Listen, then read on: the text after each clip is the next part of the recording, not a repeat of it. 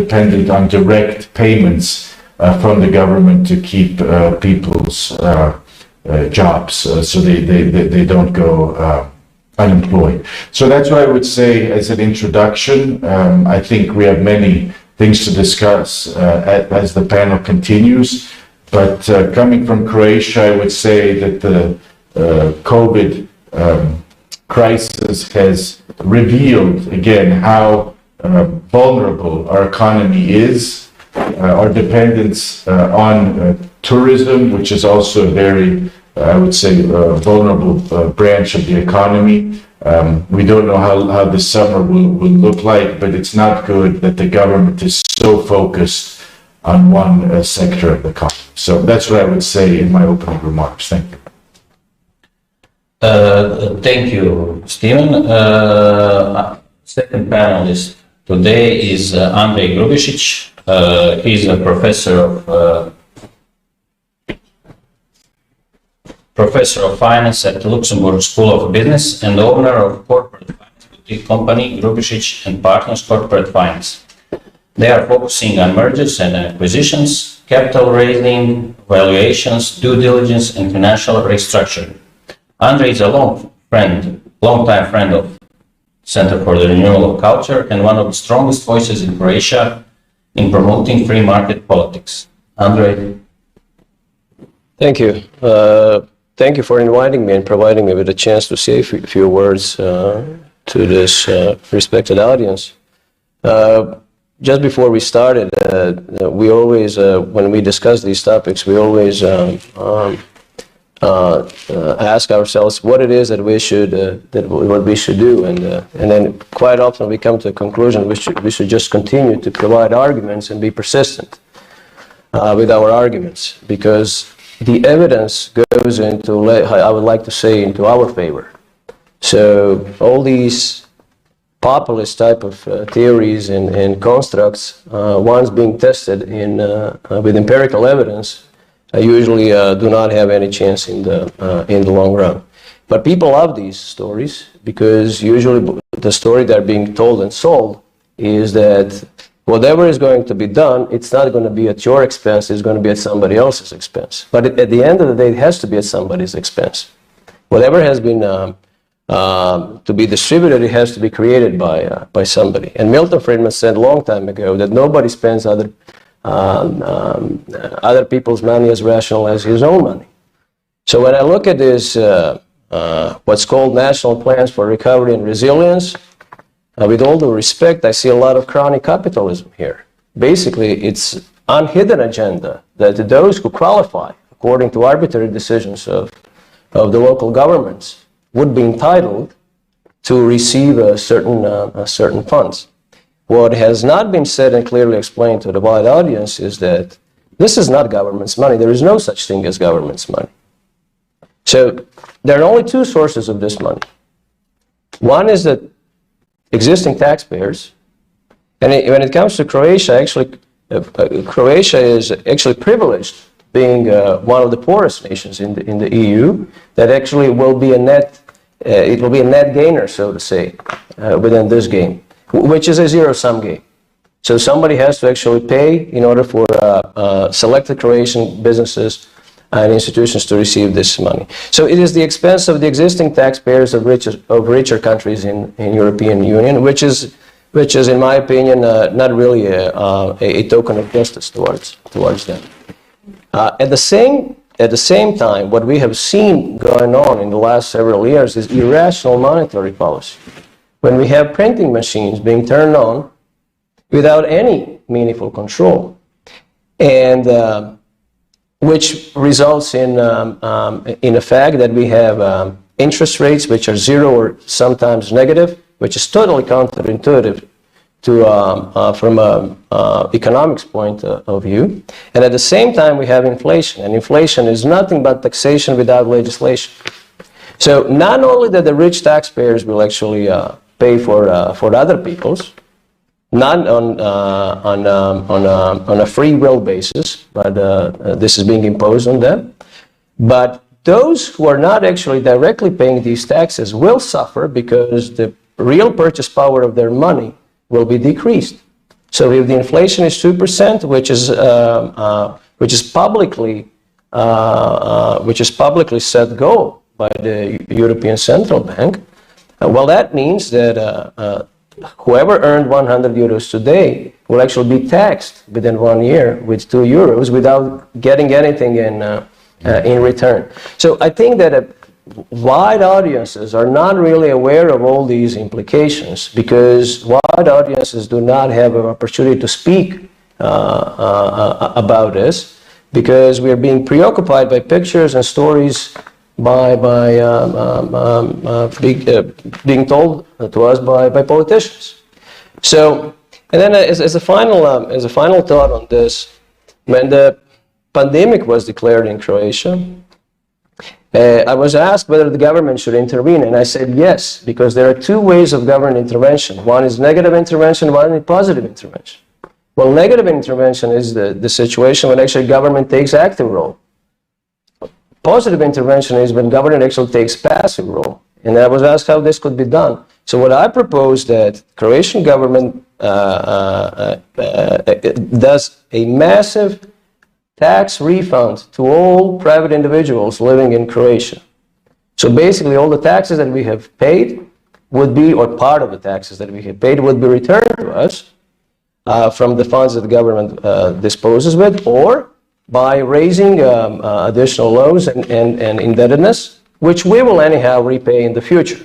So it's just the government is being used as a transmission mechanism to return the taxes to us. And then the people will decide how this money would be spent. That was one suggestion. The second suggestion was that we have a linear tax reduction in Croatia. In whatever business you are in, my suggestion was that the government reduces taxes. Effectively, what would happen, that the gain would be transferred to those who actually produce out in the market, and the government would actually make a healthy intervention. So they would return the funds to the people, and they on undiscriminatory basis, and they would reduce taxes to businesses on undiscriminatory basis, and then we would have a level playing field for everybody.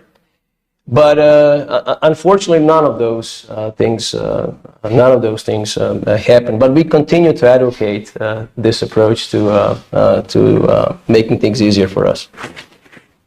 Thank you, dear Andrej. Our third panelist is Hrvoje Serdarušić, is an independent consultant and analyst in the field of business finance. He's a frequent guest commentator in the domestic media and is the owner of one of the longest running economic blogs in Croatia. Yes. Thank you, Hrvoje, on that, and the floor is yours. Thank you, Mate. Based on everything said here, I wrote at the beginning of the pandemic, one piece of my blog was about this approach, which actually I call it Grubišić approach, because my colleague has said that this approach should be done, this intervention should be done without discriminating others. But the other one that actually took the Croatian government and all the European governments took this side was the one that the government chose which companies should survive. I call it triage approach, because they actually then said this company and this company will survive and this one not. In Croatian economy, our hospitality industry was very and brutally damaged by the events that happened, especially in the autumn, in October. A lot of people were left without their jobs, without their companies that they were building it, and we have now this situation that actually Croatian government stopped intervening in these epidemic measures, and we had as a country one of the most liberal measures in Europe that was good, which actually helped that this damage that was done before, that it would not be persistent in the future. So what would I like to say also, that actually we have this free rider problem. You see that someone is free riding on intervention. So there are people who actually would like that this situation is going on. So it helps them, their business, in some ways. The other thing that it is very important to stress, it is a moral and righteous position, because we have to reiterate the position of people are responsible, not the government. So it is very important to say that, to understand that this position of social welfare state actually brought the mentality in Western world that the government is the one who has to provide for others, and that of course opens the window for totalitarian state. We are now in the position that government actually controls our health system, not only here in country, but actually is the only provider, the main provider of health service. Also the education system and the pension system. And we know when the government intervenes as a player in the market, usually the consequences are some kind of damage, higher prices. For example, last week, Croatian National Bank issued a publication confirming what we all knew, that in the housing market, the government intervention drove prices up. That it wasn't the intention. The intention was to help young families to start a new life in the new house or in the new flat. But actually, the prices went high, too much. So if we go back in the pandemic sphere and these subsidies that every European country is producing to the business sector will make, as the Croatian National Bank said and other banks, it is the zombification of corporate sector. There are companies that are maintaining in the market, actually they should be erased from the market and not sustaining them. So it is better that all the governments stop subsidizing business and everything should be open. Businesses should be let down, that they operate freely. So yeah, now when these vaccines are here, Yes. so anybody could be vaccinated and protected from the virus, then why are the measures even now needed? You know, if it's your personal choice. Are you gonna decision. If you have 75 years old and you come and have some comorbidities and maybe some diseases, if you don't get vaccinated, it's yours. So do you think the measures should be lifted now when here in Croatia everybody could be vaccinated, everybody who wants? In the EU, I think also in the same situation. So not to enter in the debate of that kind of debate. I'm not an expert in the health issues. I just wanted to say that other European countries are lifting all the measures. Yes. So well, some of them not. yes, but I would say the main European countries are starting to lifting, and they are introducing that and saying that it will be free day. For example, in England, now the Austria and the Germany is also introducing something. They're saying that it will start. I would say that we have the very good position. It should be open. The economy should be let loose. So we saw now in the Great Britain who was struggling with this pandemic, and we see that Prime Minister Boris Johnson is now saying that he's gonna lift the measures everybody, a lot of people are vaccinated. So, do you think that is the path for other European countries that they should lift measures and, you know? Well, my intuition is that yes, we should be pushing for this return to normalcy and for people to make decisions, you know, for themselves in freedom. I wanted just to make one point that I think is very important here, coming from Croatia. Andrej mentioned the term crony capitalism. It's unfortunately the case that in Croatia, many people conflate crony capitalism with a functioning free market, and they don't understand that one is not actually a free market. We in Croatia have too much crony capitalism, and that's inevitable when government is doing too much and making too many decisions. And the statistics are clear. When we look at the numbers in the EU, Croatia stands out as a country where the share of GDP managed by the government, but also when you include public companies controlled by the government, the percentage is far too high. And this pandemic and all the measures have just reinforced again, and the Prime Minister unfortunately likes to repeat publicly that this situation has shown the need for big government. We had also this earthquake where he was making the case that the government is needed. Not much has happened, but that's another subject. But when we come to the economy, again, I'm convinced more than ever that the government is doing too much. And is making too many of these decisions, choosing winners and losers according to arbitrary criteria, and that's a new injustice. It's a new injustice. But not just new injustice. It is not from the economic point of view. You have produced the whole sector, so to say, of people who have to arbitrate who is the winner, who is not. I mean, you have to collect the papers, put it in the process to evaluate it, and then make a decision who is to survive and who is to.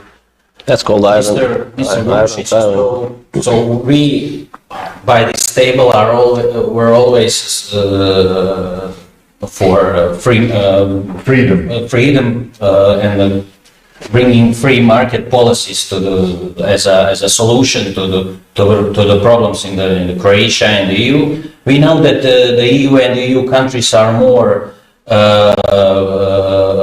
state interventionist than, for example, in the USA, we could say, or some other countries. So we were advocating to go more for these free market policies. Now with this COVID-19 crisis, the public sector is increasing more. When is this public sector gonna return to the normality?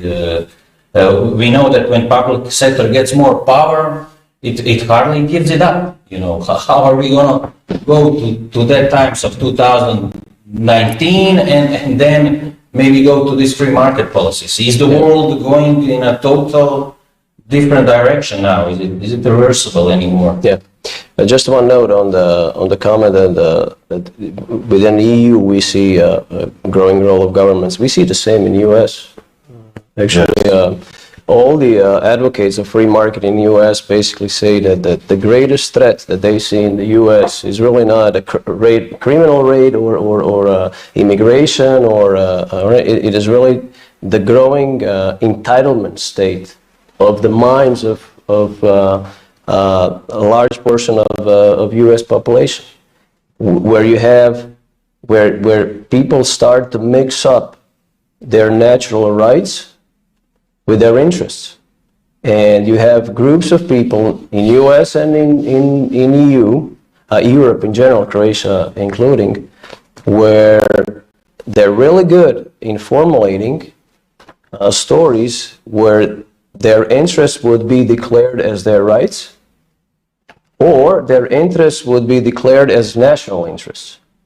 And very often there is really no national interest. It is really a very particular interest. And then you have this iron triangle. You have a politician who publicly communicates that he is here to help. Then you have a government agency with a staff that earns their salary by conducting these policies. And you have a private business, usually, who is actually the one who is getting the benefit out of these policies. And then you have the wide masses of us watching this, being told that it is national interest. In everyday conversation in Croatia, I often hear Croatian tourism, Croatian industry, Croatian this and Croatian that. And I ask people, well, if this hotel is a Croatian industry, if you go to the owner of this hotel and you ask for a dividend to be paid, he will probably tell you you're nuts. But a politician is telling you it is Croatian tourism. So I think that we should try to help wide audiences to understand what the reality is. There is no such thing as Croatian tourism that you mentioned. There is only businesses in Croatia, usually privately owned, that actually provide their service in tourism on the turf of Croatia. Well, what we've seen in this crisis is that the government spending, pre-crisis government spending has remained there. There were really no real material cuts, okay? Usually the socialists would tell you that this would have a detrimental impact on the GDP because you would reduce the consumption. Mathematically, from the short point of view, that is true. But in the long run, that is not true. Because we see the evidence in Croatia. We have a constant high involvement of government and public sector in general as proportion of a GDP. And we do not see that we are catching up with the rest of the EU. Quite the contrary, actually, ex-socialist countries like Poland, Czech Republic, Baltic countries, and so on, even Romania, have actually surpassed Croatia measured by real purchasing power parity. And all of those countries were actually way behind us 25 or 30 years ago.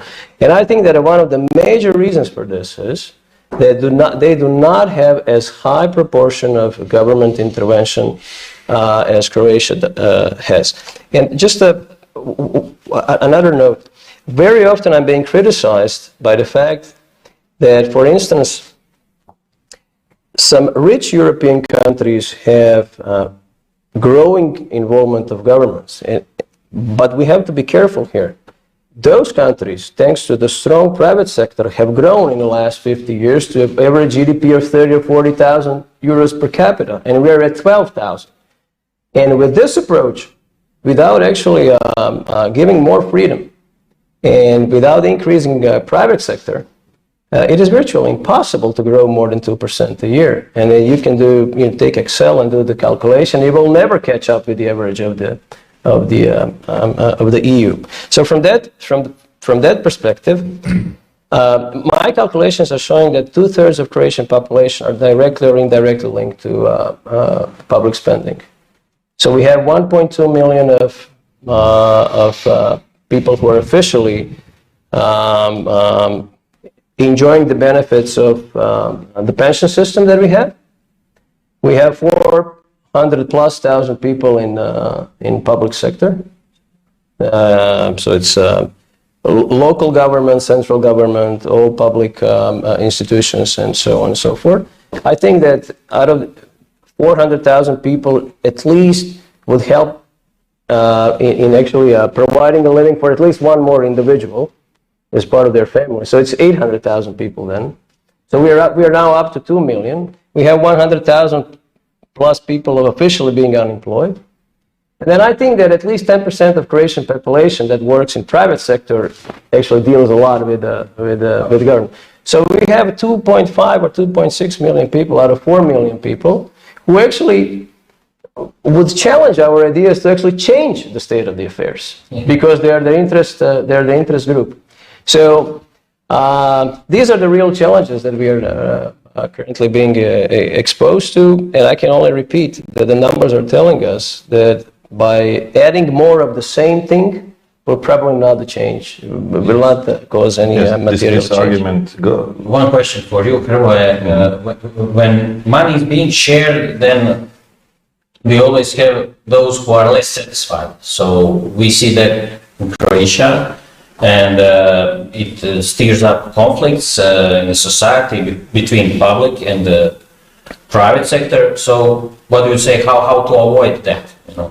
how to avoid what? Sorry. How to avoid these conflicts in the society between private and the public sector? It's a $1 million question. I would say something just to add what Andrej was telling us, that there is a Croatian saying here that the frog also lifts her leg in the air because she sees the horse going to the blacksmith.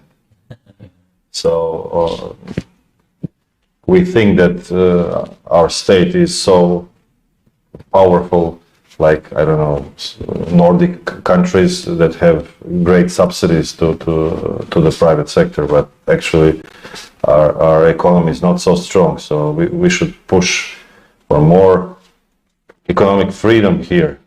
And when you say that, that's my broad answer to your question. I mean, we all know that the intervention of the state usually produces something that is suboptimal position. So please, we should try to eliminate government positions in ownership. I would say, please, Croatian, also the Croatian government, whatever it will be, please remove your position of ownership in some Croatian companies. It is not needed. Only, I would say, the strategic ones, but which are the strategic ones, I would not now debate on that question. But the OECD, the organization, it's also is one of the requests for Croatia entering in this important organization is that we make a privatization of remaining companies that are in the government portfolio. We always say that it is not position of Croatian government or any other that produces, I don't know, some kind of chocolino. It's a trademark here in Croatia for child food. It is not position. Mr. Bartulica, we saw that European Union now use this pandemic to issue for the first time the EU bonds. Mm-hmm. Yeah. So now this supranational entity is going to one more capability that they can do now. They can borrow money on behalf of all EU citizens. This pandemic was used. Do you think will they use this monetary? Will they use these bonds still in the future after this Corona passes? Well, I have always been skeptical of these grand design policies in Brussels being applied to all the member countries. This is something that's a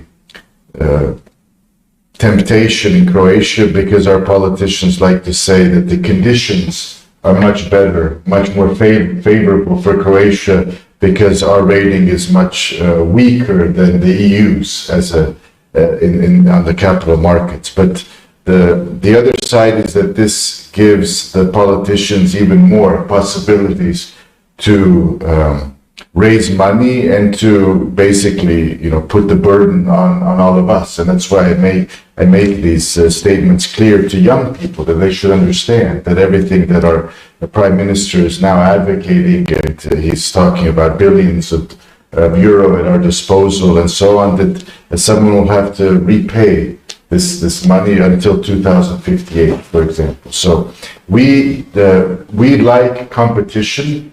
We don't like one solution. We don't believe that one solution fits all. So we are opposed to these to this push for tax, for example, harmonization, or for policies being harmonized at the EU level. And if Croatia had, let's say, a more free market-oriented government, we could, I think, gain great benefit from that, looking into the future. So again, here, being in this space, we are a think tank. It's called the Center for Renewal of Culture. Culture is very important. We have to encourage young people to think of themselves, maybe in the future, as people creating their own businesses, being self-reliant, relying on their own talents. We don't want this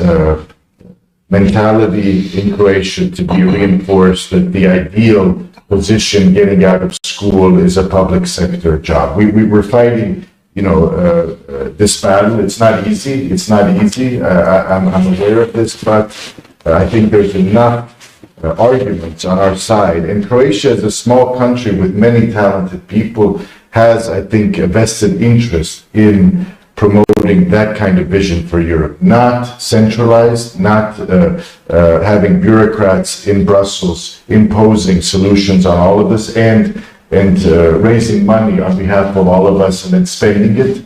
Because again, I'll repeat, the politicians unfortunately are interested in solving their own problems, not our problems, and the COVID crisis has given them one more opportunity to do this. Perhaps not just one.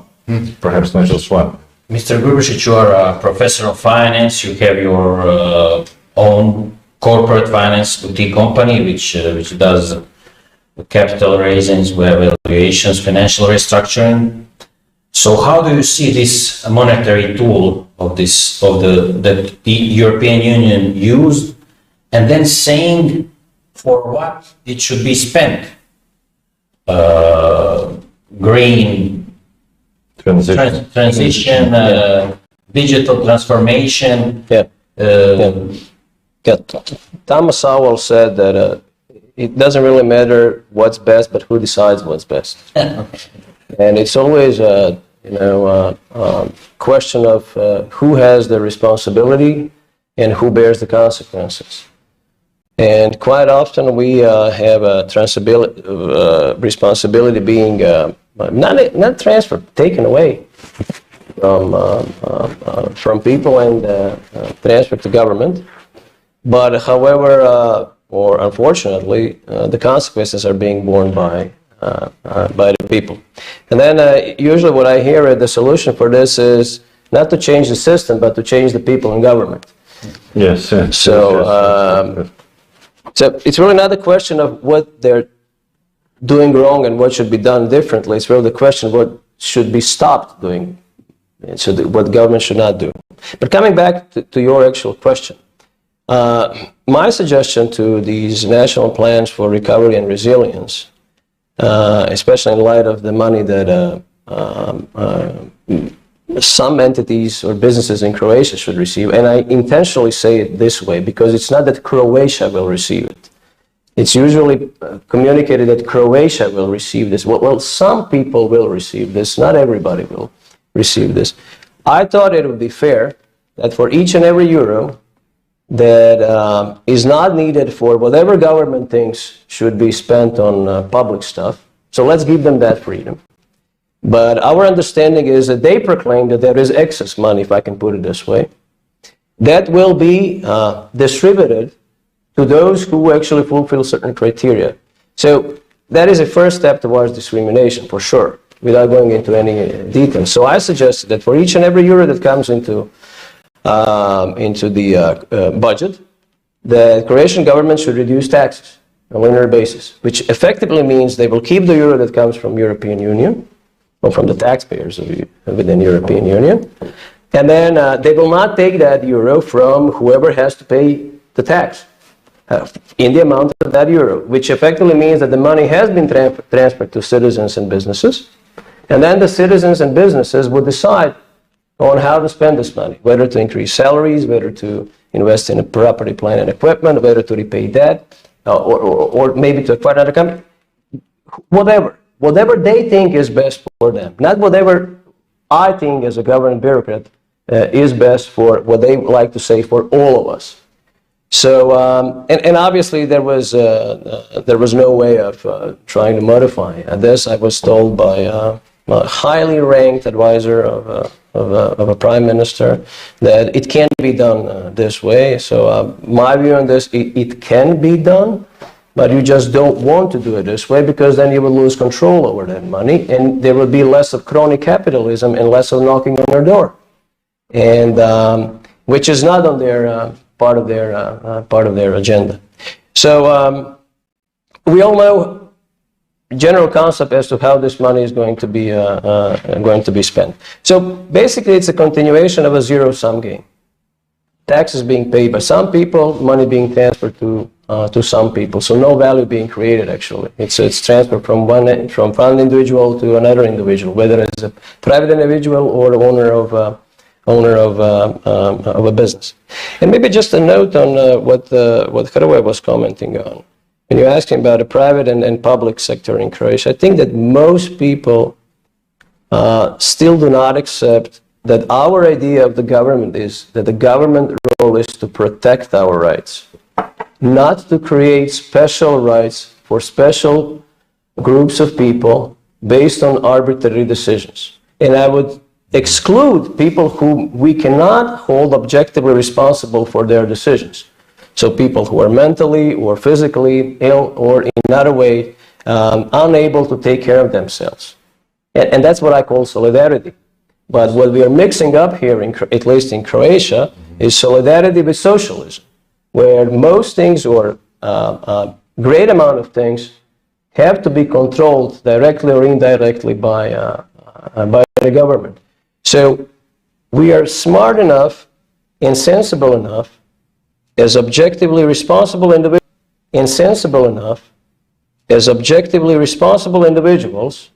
to put aside part of what we earn for those who are in need.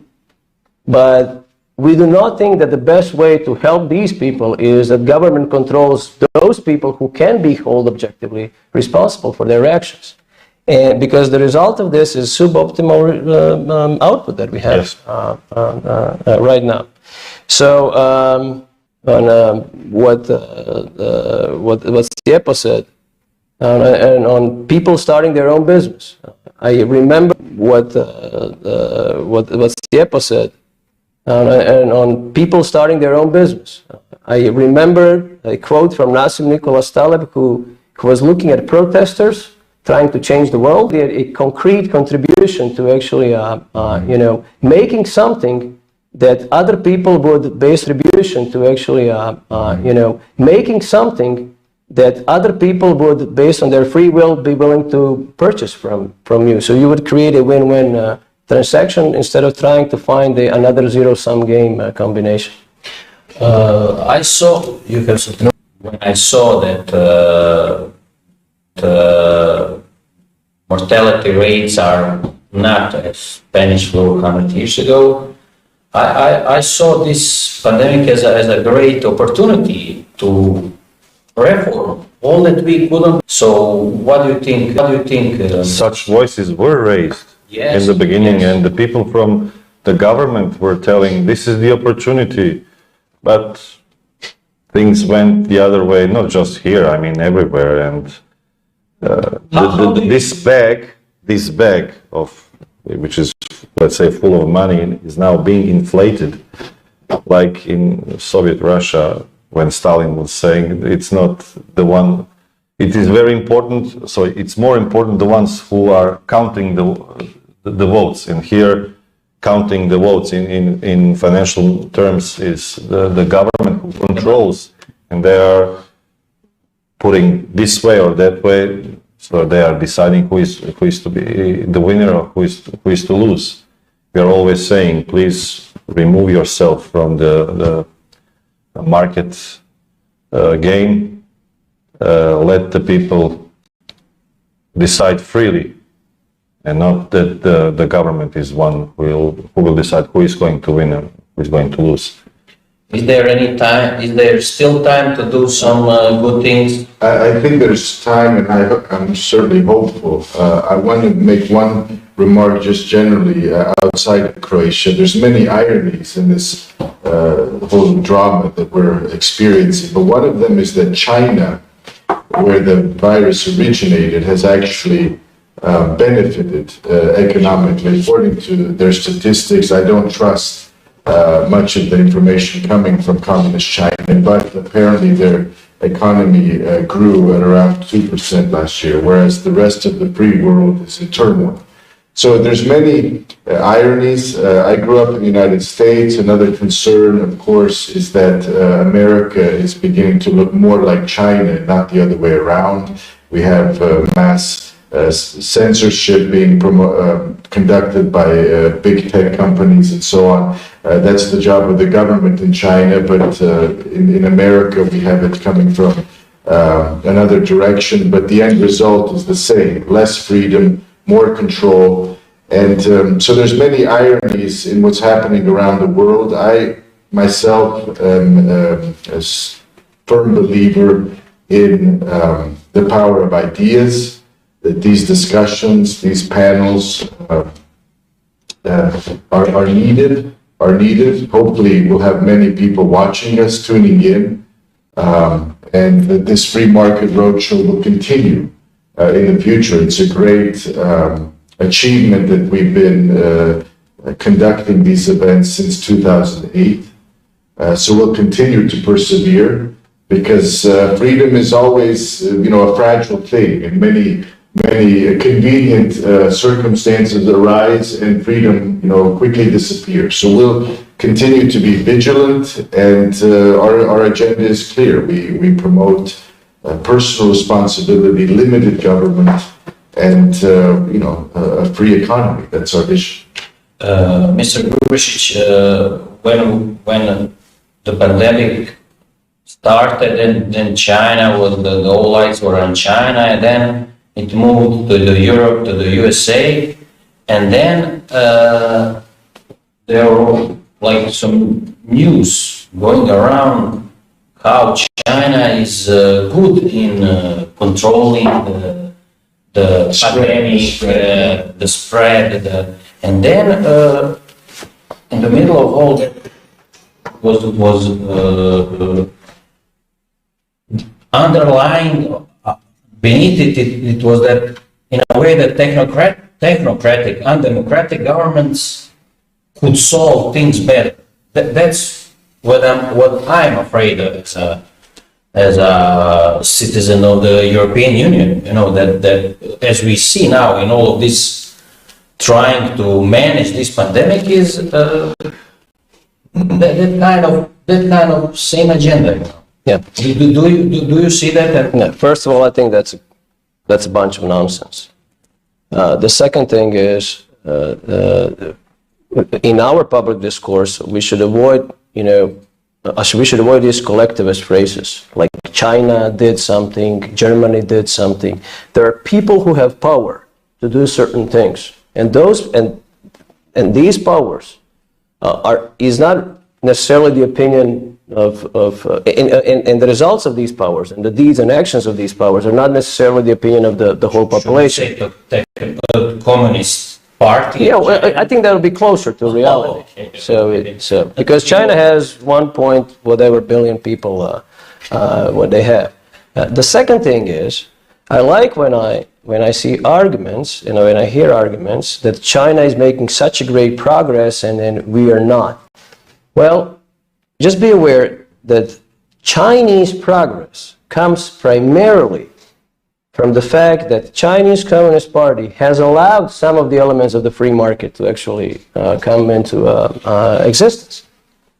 So this is really the result of China's progress. And it is not the vision of a great communist politician and leader that actually made this possible. It is just his part of his finally humbleness to consent and to concede to the fact that it's just the free market and private initiative that actually can really, move things forward. And this is what we see to a certain extent happening in China. I intentionally say to a certain extent. China is far away from being a free economy and free country. Also, in order to see how people are satisfied, just look at migrations. Don't just look at how people vote at the elections, but just look at what people do with their feet, where they're going. I don't see a massive influx of people from rich countries going to China to look for opportunities. But I'm fairly sure that there are still a number of Chinese who would like to actually get maybe a better opportunity in some of the countries of the Western world. So I think we should be more specific once we start glorifying the success of a nation. So that's my view on China. Yeah. We are close to our end, and please, if you can give some final remarks on our topic, and we can Maybe reverse order. Yes, I would say something on human dignity, because what Andrej has said just before, and these countries, they lack this degree of freedom, and we now see that the freedom is endangered also in the West by all this censorship that is going on. And I see that not just part of the big tech, but also as something that government, in general terms, not specific government, they now are gaining power and can use it in whatever way they want. And to be more specific, not the government, but some government officials, they can use it. I mean, it's temptation. So that is why we are promoting limited government, in order to have our freedom, because freedom is very closely attached to human dignity. We have one question which adds to your concluding remarks. Mr. Patrick Banek asks, what can we do to defend free enterprise in Croatia, if anything? Should I give up and move to Switzerland? I would say definitely not, because as a Croatian, I believe in this country. I believe in my children, and I believe in children of my children, and also from my friends and my family and close. I think that we should promote optimism, because if the other position is to give up, or I don't know, to buy a rope and go to the first tree and do that, I would not recommend that. I choose to let's say, to fight, to promote the ideas of freedom, and I don't want to be intimidated by anyone. So I would be calm and promoting human dignity and freedom. So I'm not going to Switzerland. Except for skiing. Lead by example. Yeah. Another question for you, Mr. Andrej. Jadranko Brkić. Who are those in Croatia, and what percentage of Croats raise the red flag when government says that it will create yet another government program or increase public spending to remedy calamities and help those in need? And how to boost this awareness that would help the public make their elected officials more accountable and reliant on freedom solutions? And many questions. What is the Croatian public awareness of a concern about government spending in general? I think that in general, an overarching view of most people, or at least that's my perception, is that they see the government as a solution maker instead of a troublemaker. And so once we manage to, with our persistency, to change this paradigm, we may have an increased opportunity to actually start changing the system. The second thing is why we need to be persistent with our with our ideas. Actually, those are not our ideas. Those are ideas of the people who lived long before us, and those things are pretty much common sense. Is the crisis real or perceived, or problem real or perceived, is an opportunity to implement some sort of a change. And the things that have an opportunity to be implemented are only those ideas that are being discussed and which are around the table. So we have to be persistent in a sense that our ideas are always around the table. And with that respect, I'm happy to see that in Croatia, in my view, we for the first time have a political party that to a great extent promotes free market ideas, and they have actually their mayors got elected in several Near Zagreb, near Zagreb in several cities. And part of the answer to the first question is we have to promote definition of economic freedom. Economic freedom is a situation where an individual has an opportunity to freely decide as to how much money that he earned he would spend on himself and his family, and for which purpose. That individual together with his family can freely decide on how much money and he will save and invest. Not that government does this for him. And that that same individual together with his family has freedom to decide how much and with which purpose of what he earned he would give to somebody else. And if you look at this definition of economic freedom, point number 2 as to how much I save and how I invest, especially when it comes to my pension, is directly controlled by the government. So it's almost completely taken away from the average Croatian citizen. And then the third part of how much of my money I have to, and for which, under which basis and for which purpose give to a third party or third person, is also directly controlled by the government. So we have to promote the definition of economic freedom, and then people would then maybe have a better idea to think whether these elements of economic freedom are actually being protected or breached by the government. And then a final note is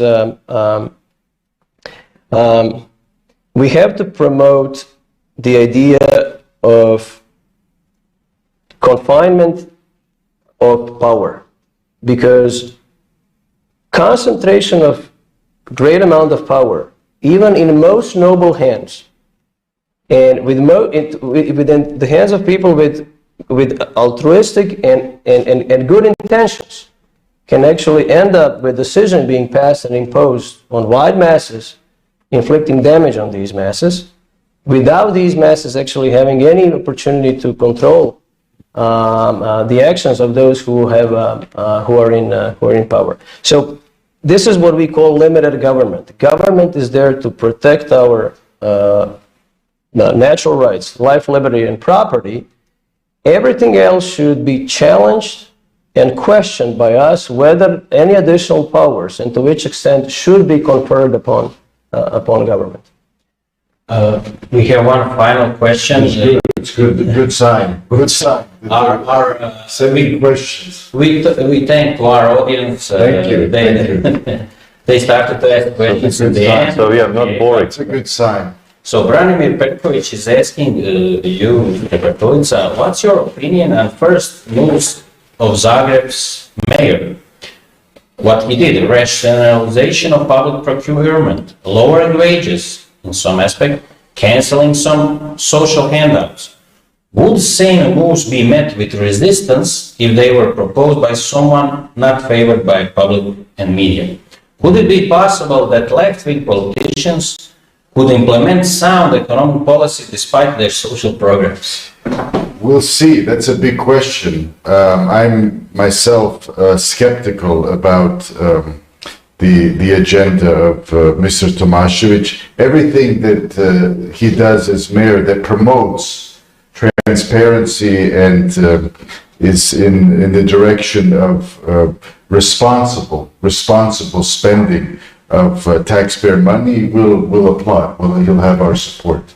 The problem with the left, as in many places, is they're captive to this vision of society, which in the end, I'm afraid, I have to say, is an anti-human view. The stress on the environment, for example, is not something that I see as a priority in Croatia. We live in a country that is not an industrial. It's not an industrial powerhouse. I'm afraid we're living in parallel reality. So what's a priority, for example, in Germany isn't necessarily a priority in Croatia. So all this talk about the green economy and so on, it's something perhaps for some future point of relevance, but we'll see. Everyone who has won an election and has assumed responsibility, I wish the best of luck to, but we'll continue to be vigilant and critical where necessary, but if there's good things that are implemented, we'll also be vocal in supporting this as well. I want to say one point in the end. I know we're concluding.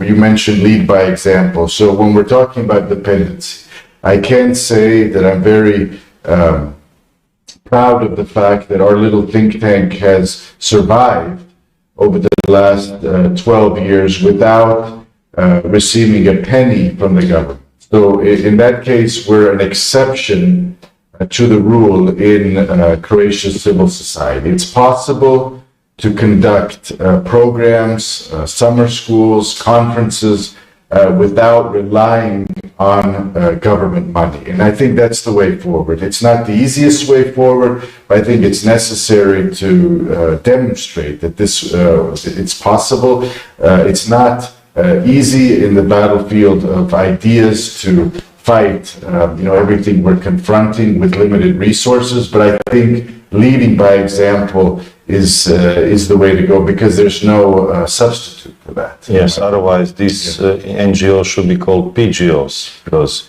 not government but pro-government, because pro-government, and it's really who's fighting the system or who's going against. It's the question of who is paying it.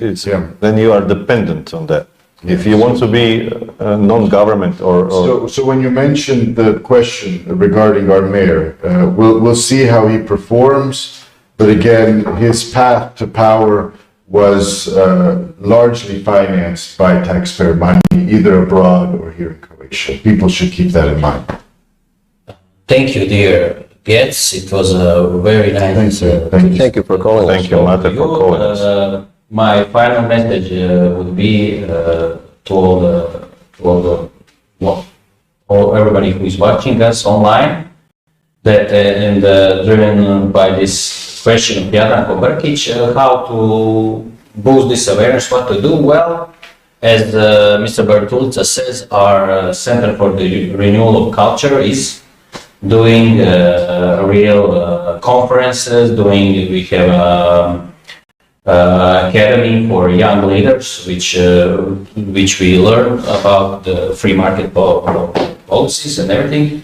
So you can donate on our website. If you go to www.cok.hr/donate, you can donate to our little think tank, and we could do more events, and then we could go to this Western type of if we can say so, NGOs which are funded by the local people, by the population in their domestic country, and then population drive the questions through these think tanks in a direction that they want.